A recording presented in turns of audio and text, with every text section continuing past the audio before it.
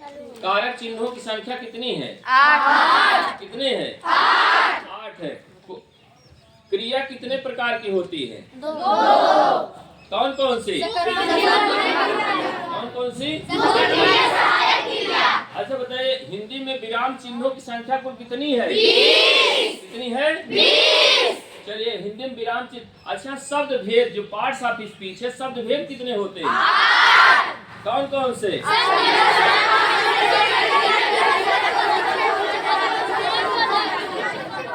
फिर से पढ़िए।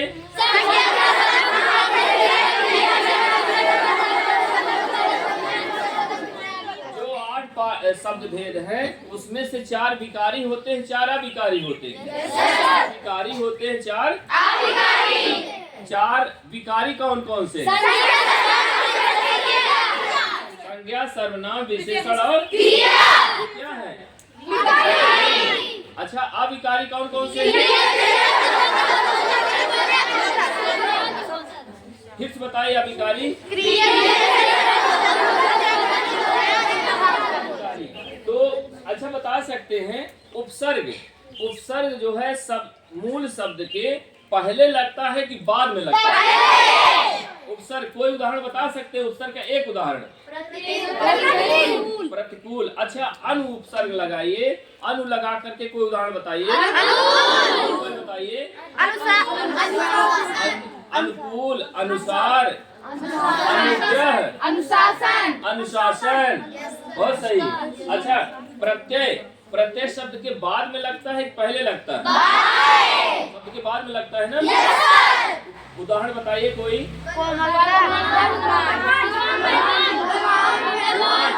वान शब्द आपने लगाया, वान प्रत्यय लगाया, तो वान लगा करके धनवान, बलवान, शक्तिशाली लगाएंगे, शक्तिशाली और बलशाली। बहुत सारे शब्द बन सकते हैं ना। अच्छा बताइए, तद्भव तत्सम की बात है। ये बताओ, तद्भव और तत्सम दोनों शब्दों की उत्पत्ति हिंदी से ही है कि और कहीं से? अच्छा, संस्कृत से है। तद्भव तत्सम दोनों संस्कृत से है ना। हम जानते हैं कि तद्भव हम आपको पता है कि हिंदी की माँ कौन है? संस्कृत। संस्कृत को हिंदी की जननी कहा जाता है। यानी संस्कृत से ही हिंदी की उत्पत्ति हुई है। तो यानी कि संस्कृत से ही तद्भव आया और संस्कृत से ही तत्सम आया।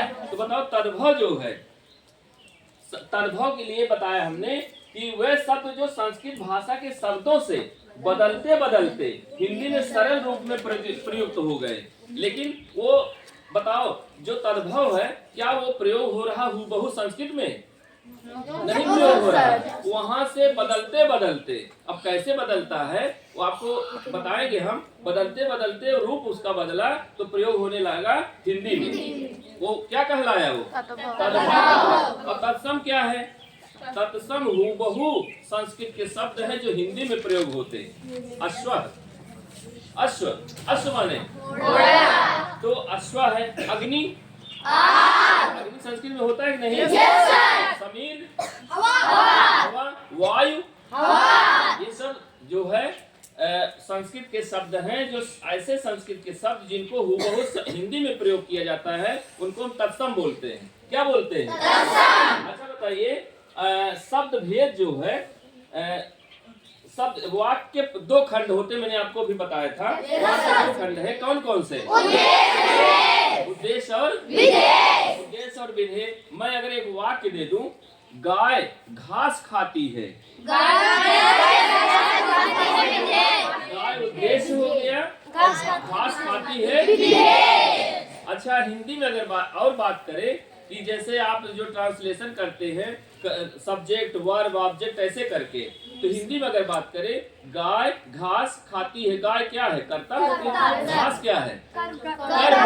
घास क्या है? कर्म है, ऑब्जेक्ट है। और खाना क्या है? क्रिया।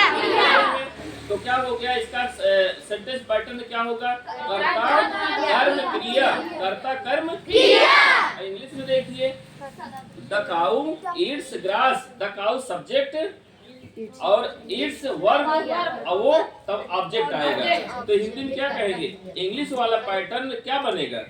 कर्ता कर्ता क्रिया कर्म, कर्ता क्रिया कर्म। हिंदी में क्या होता है? कर्ता कर्म क्रिया। गाय घास खाती है, कर्ता कर्म क्रिया। इंग्लिश में he eats the grass, he eats या द काउ ईट्स ग्रास। तो उसमें कर्ता कर्म क्रिया, कर्ता क्रिया कर्म। चलिए अगला बताइए, रचना के आधार पर वाक्य के प्रमुख भेद कितने होते हैं? कौन कौन से? सरल वाक्य, संयुक्त वाक्य और तो इंग्लिश वाले बताएंगे इसको तीनों की इंग्लिश में क्या कहते हैं? आप लोग बताइए। Simple sentence, simple sentence, compound sentence और complex sentence. Simple sentence, simple sentence, compound sentence और complex sentence. Simple sentence, compound sentence, complex sentence. जब मुंह बोले तभी बोल पाएंगे, अब जब बोल नहीं पाएंगे तो याद भी नहीं होगा। जब बोल पाएंगे समझेंगे तब समझ में आएगी ठीक से। अच्छा 3 भाग हो गए इसके। अच्छा हिंदी में कितने वचन होते हैं? 2। कौन कौन से? अच्छा बताइए, अब आप तो एक वचन बहुवचन पढ़ लिए। लड़का, लड़का का बहुवचन लड़के होगा कि लड़कों होगा? लड़के। क्या होगा? लड़के। लड़के होगा। लड़कों उसमें प्रयोग होता है आपका जब कारक में प्रयोग करेंगे ऑब्जेक्टिव केस में। लड़कों होगा, जैसे कर्ता ने कर्म को भी हमने बताया था ना। तो लड़का का बहुवचन लड़के, लड़की का लड़कियां कि लड़कियों? क्या होगा? लड़कियां, न कि लड़कियों।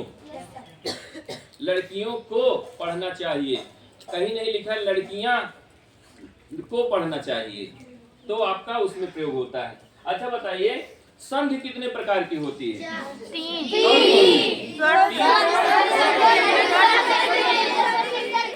स्वर संधि, स्वर संधि, वंश, स्वर संधि, व्यंजन संधि। बताओ देखो तगड़ा लड़का, बोलो नैतिक से बोलो कौन कौन संधि है? स्वर संधि, व्यंजन संधि, विसर्ग संधि। जिसको ना दिखे जब पूछा जाए तुरंत जब खड़े हो जाना चाहिए ना। खड़े हो बताओ कौन कौन संधि है? स्वर संधि, व्यंजन संधि और स्वर संधि के कितने भेद हैं? 5। अभिषेक बताएंगे, देख के स्टैंड अप अभिषेक, देख के बताओ स्वर संधि के कौन कौन से भेद हैं? बोलिए। दीर्घ स्वर संधि, गुण स्वर संधि, वृद्धि स्वर संधि, या स्वर संधि, आदि स्वर संधि। अयादि स्वर संधि, अयादि ना, दीर्घ, गुण, वृद्धि, 5 स्वर संधि के 5 भेद हैं, है ना? स्वर संधि के 5 भेद होंगे। बहुत अच्छा। अच्छा बताइए, समास, समास का क्या अर्थ है? समास का क्या अर्थ है? संक्षेप कर दिया जाता है। समास कितने प्रकार के हैं? 6 प्रकार। कौन कौन से?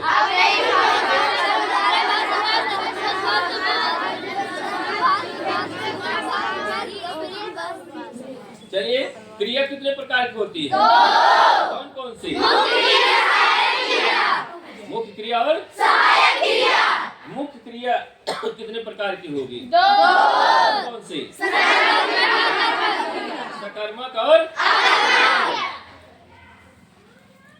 स्टॉप।